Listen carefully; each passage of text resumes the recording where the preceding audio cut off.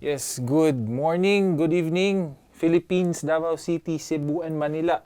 And This is our worldwide. first shoe review for our first episode.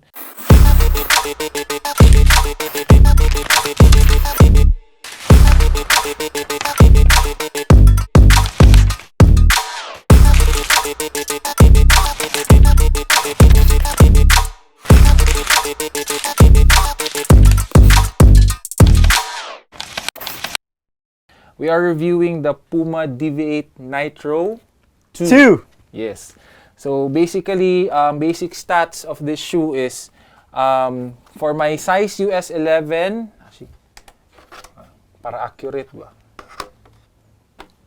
So this weighs 284 grams. So US 11, 284 grams. So for a shoe like this, sa size ko, medyo may kabigatan, but this shoe has the weight for a reason.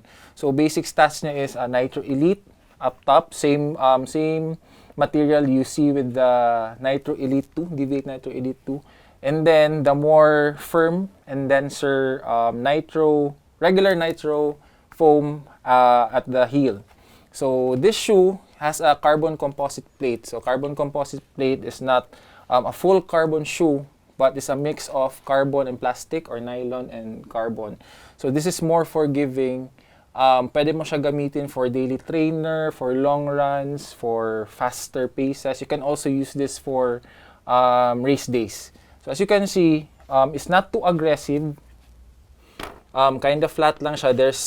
Wala siya masyadong rocker as you can see with the other shoes because the engineering principle of Puma sa version na to with Velocity and the Elite is that they are making shoes that are old school type.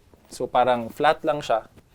So it's still up to you how you run the shoe. But yeah, for me, as I've run this, I've used this in my long runs, in my speed sessions, as I prep for a race. And more information to someone na mas nakatakbo nito ng mas mahaba and longer distances and longer time. I've owned this just only for a few months, and James owned this like since last year pa, bro, no? Actually, more than a year na po.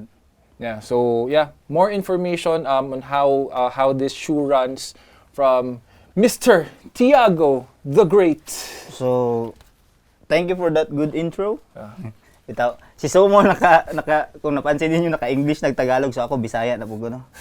So ako ang Puma Deviate Nitro 2. Actually napalit na ako siya more than a year ago na. Actually pagpalit na ako sa iya, nangita manggod ko og up-tempo nga shoe. Meaning sa up-tempo, nangita og kanang pwede na ako magamit for my intervals or tempo runs. So, nagtry kog tuyok sa mga shoe store diri sa Davao. Nag-try on pod ko. So, ang first option nato sa mga intervals and tempo shoes kay dapat light. Gaan siya. So, luckily, actually, tanaw ni na ako over the internet. Nindot manggod daw siya reviews. So, was lucky enough na pag-check na ako dito sa Sports Central sa SM Lanang.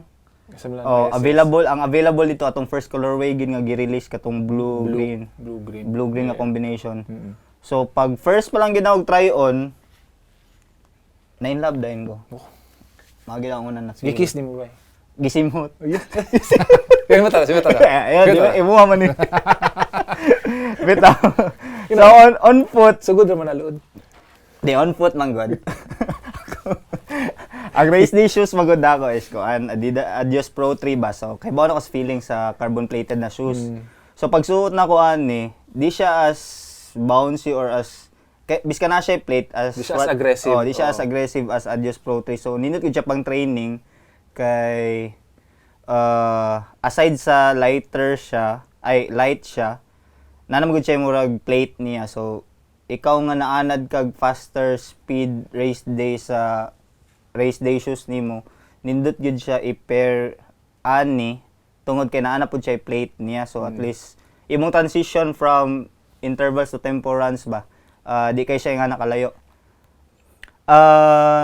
Si Puma Deviate Nitro 2 as a runner, ginagamit po na ako siya actually as for easy runs and some long runs nga na ako'y race day pace. So, makonsider gid nimo siya nga all-rounder ba? Kay magamit mo gid. Tapos ang nindot mo gid kay Puma kay kana nilang ginabalik-balik lagi sa atong mga idol dira nga mga reviewer ba. Kanila gid daw yung Puma grip. Kay ang ako ang Puma Deviate Nitro 2 manggod karon ana around 700 to 800 kilometers ata. Pero wagi kuan ba? Wala pa'y... Ingon pa sa Bisaya, way tatsa. Way tatsa. So ganyan tatsa. Scuff. Tatsa na lang da. Karon ba nga year kay gi-release ang kuan di ba? Nitro 3. Sabay sa Elite. Nagpalit ko Deviate Nitro Elite 3. Elite ang imong gipalit. Okay. Well, Nitro 2 di. Ay Nitro 3 di. Low force ba? Ay low force na di. So sa mga gapangita og up-tempo shoes dira nga gusto niyo gamitan for intervals or tempo runs or long distance ka na race day, nindot nga option ni Puma ang Deviate series niya for all-around training. So this year lang na-release lagi si Nitro 3. So based sa mga reviews, so kami ka-try on but considering na almost the same lang siya kay Nitro 2 daw, gi-increase lang ang mga stock height. So I guess nindot pud to siya nga version. So depende na lang sa ako ang manager og kuan kung tugtan ko mo palit. Pwede. Diba? Ang good thing aning Deviate Nitro 2 is since release na si Deviate Nitro 3, daghang kag mapangita na sale. Basically, you can find this pair sa Zalora app or maski sa like Puma PH app. Since naanay bagong version, ma-sale gid ni siya. So, ang iyang SRP karon kung palit ka sa mga malls is nasa mga around 9,000. 9,000. Oo, pero siguro after a few months, pag siguro mapansin nila na murag dili na kaayo siya matagad, most likely 40 or 50% off. So, abang-abang lang. Usually, mga Zalora, mga mga online applications, mga apps gyud kusog kay sila mo sale ani timing lang usually pag December or close to December maano na. And one additional information is if you're a heavier runner like me, I weigh ng 185 pounds, very good siya for running because dili kaayo mag-squeeze ang foam kay naa siya na carbon composite na plate, meaning pag step nimo dili ka malubong sa dalan, so meaning pag step nimo mo ano gyapon siya. But still at the end of the day, it's the preference of the user. Okay, for me I fit kaayo sa kuha ang Puma. Actually gi-advise ni siya, gi-recommend ni siya sa ako ang running coach, Topher Lopez, shout out. So so like perfect kay siya na fit sa kuha because dili kay ko flat-footed but nag-accommodate siya og flat-footed people para sa mga flat-footed na people. Maski dili ka flat-footed, ang iyang lockdown is very good because of the power plate. So daghan og advantages ang Deviate Nitro and the Deviate line itself. The thing is heavy lang yun siya. It's kinda heavy.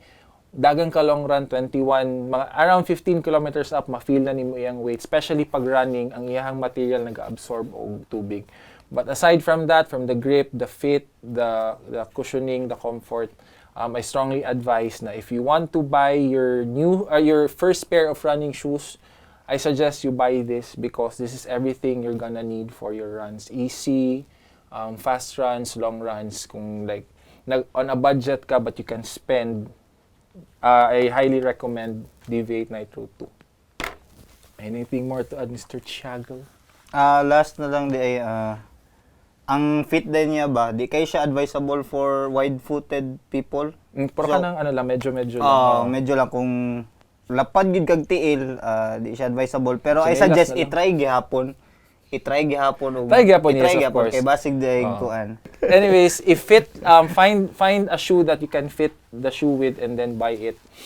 Problem with buying straight online na wala pa nimo na fit, basig pag abot sa shoe guot or like duag or dili or nagarub sa imong arch. So yeah, basically that's our review. Anything more to add? Okay na ko. Wala. So yeah, if you're gonna rate this, me personally, I'm gonna rate this mga 9 out of 10 with the exception of the weight and the wet absorbing material. Everything else, highly recommend. Same rating. As all-around trainer na magamit niyo for easy run up to long distance running, durability pa gyud. So for beginners 10 out of 10 yun siya for me. Nga na siya, Puma. Baka naman. Puma Nitro Club. Guys, thank you. That's our first shoe review for our first episode for the DCR podcast. So this is the Puma Deviate Nitro 2. More shoes to come. Our word for the day from Tiago's Dic-shoe-nary, Shoegar Mommy. A wealthy woman who spends her money to buy shoes for her partner who loves to run. So, calling all sugar mommies out there, please support your sugar babies. And I thank you.